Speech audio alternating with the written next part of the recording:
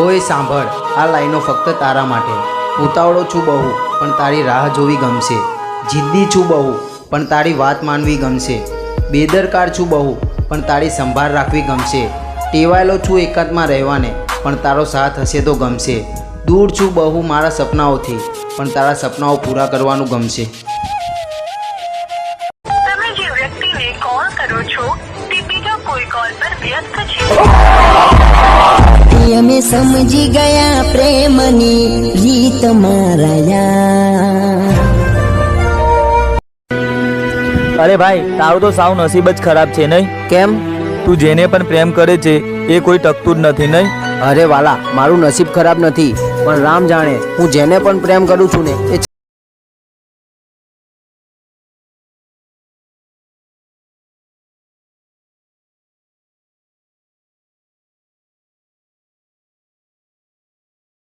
કે જ્યાં આપણને સાક્ષાત ભગવાનના દર્શન થાય અને એમના આશીર્વાદ મળતા જ આપણું કામ થઈ જાય.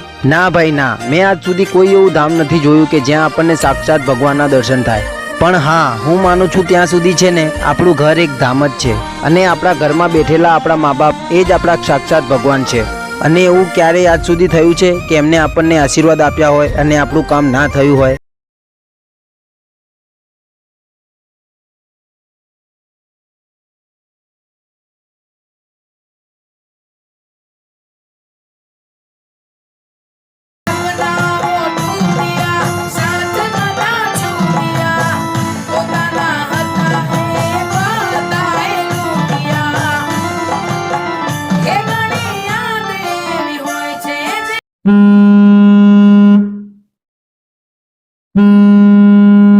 હલો, શું કરે છે? કંઈ નહીં, ફ્રેન્ડ સાથે બેઠો છું. અને હા, આજે બહુ દિવસ પછી યાદ આવી મારી.